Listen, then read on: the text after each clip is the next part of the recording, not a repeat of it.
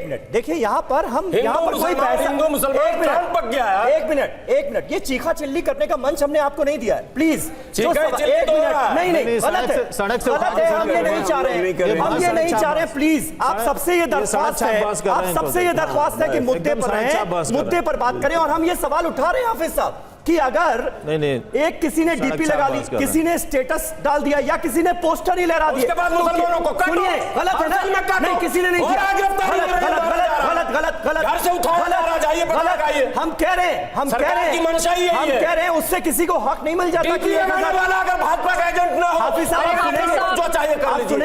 आप सुनेंगे। हाफिज साहब पहले तो थोड़ी आवाज अपनी नीचे करिए ताकि हमारे सवाल भी आप सुन सके। आप इतनी ऊंची आवाज में बोल रहे हैं कि आप सवाल तक नहीं सुन पाएंगे। मुझे नहीं लगता कि हाफिज कहने के लायक है। ठीक है, आप लोगों के पास आ रहे हैं, स्टूडियो का रुख करेंगे। एक मिनट आराम से बात कीजिए, आराम से बात कीजिए। हाफिज साहब को पानी पिलाइए। हाफिज साहब थोड़ा पानी ले लीजिए आप पहले। बात ही देती है, अपना बीपी मत बढ़ाइए ऐसे चिल्लाकर।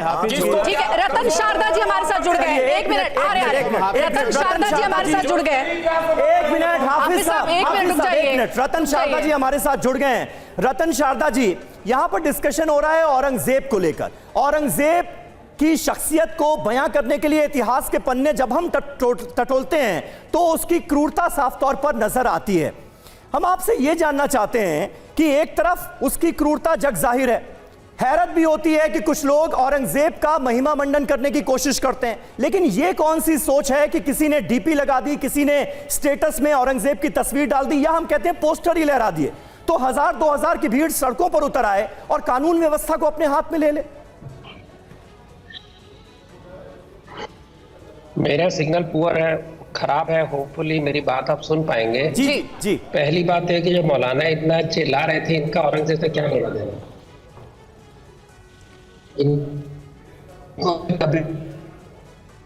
जबरदस्त बनाया होगा, अगर इनका यहाँ के खानदान से कुछ लेना देना नहीं, बात पर इलाके से बावले क्यों आ रहे हैं? दूसरी बात, जिस अहमदनगर में यह घटना हुई है, उस अहमदनगर के अंदर आज से 1 महीने पहले एक तरुण ने संभाजी महाराज को दिखाया, उसने औरंगजेब को हरा दिया, उसके ऊपर बवाल मचाया गया और उसको 2 हफ्ते के लिए जेल में डाल दिया गया। ये कौन सा न्याय था मुझे नहीं पता। अभी उसके आगे बढ़ेंगे तो औरंगजेब की बात कर रहे हैं, क्या औरंगजेब ने कभी इस बात को मना किया? उन्होंने संभाजी महाराज की चमड़ी उधेड़ी, उन्होंने आंखें उधर सलाखे मार के उनकी आंखें खराब तोड़ दी, 1 महीने तक उनको तंग किया, आखिर में उनको मारा। उस संभाजी महाराज के नगर में, कोल्हापुर में और महाराष्ट्र में अगर लोग इस प्रकार के डीपी देख कर नाराज नहीं होंगे तो कौन होगा? और ये वही औरंगजेब है जिसने कई मंदिर, मैं केवल महाराष्ट्र की बात करूंगा, जी बाहर 5 सेकंड मुझे चाहिए बस।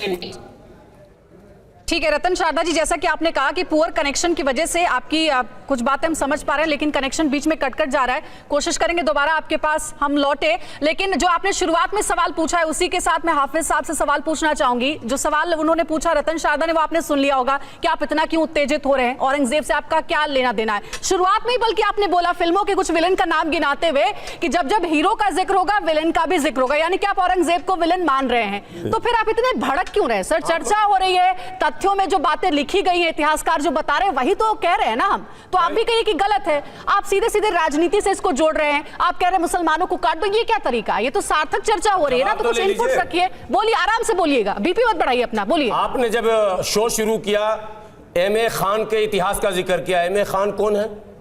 क्रिश्चियन या यहूदी? मैं जानना चाह रहा हूं कौन है।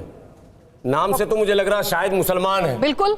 तो मुसलमान ने, कई इतिहासकार ने लिखा औरंगजेब को क्रूर, और पूरा भारत का पढ़ा लिखा तबका जिसने इतिहास को पढ़ा होगा वो क्या औरंगजेब की उस सच्चाई को नहीं जानता है क्या? बिल्कुल। लेकिन मसला यह है औरंगजेब का रिश्तेदार कौन? अच्छा सवाल उन्होंने किया कि यह भी दुनिया जान जाए कि अकबर से लेकर बहादुर शाह जफर तक उनकी शादियां किन किन जातियों में हुई, किन किन बिरादरियों में हुई। अगर भारत का मूल निवासी कोई भी अंसारी, मंसूरी, रायन, हललखोर, चमेला, जोजा, नट, बक्खो, डफाली, मीरासी, मिर्शिकार, हललखोर, कोई भी नाई, तेली, धोबी अगर इसमें है तो मैं हूं उसका औलाद।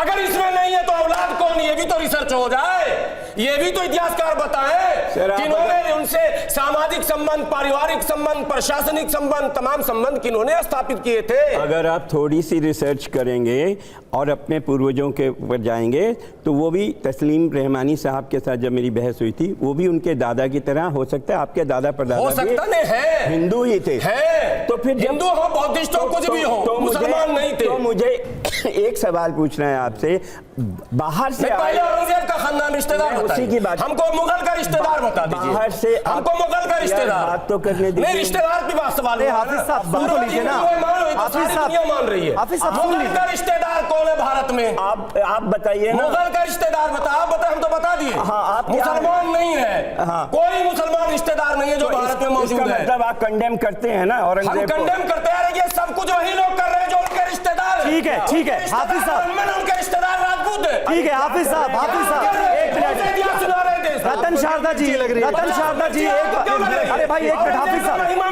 ओहो, इतना जोर जोर से क्यों बोल रहे हैं आप? हाफिज साहब इतना जोर जोर से क्यों बोल रहे हैं?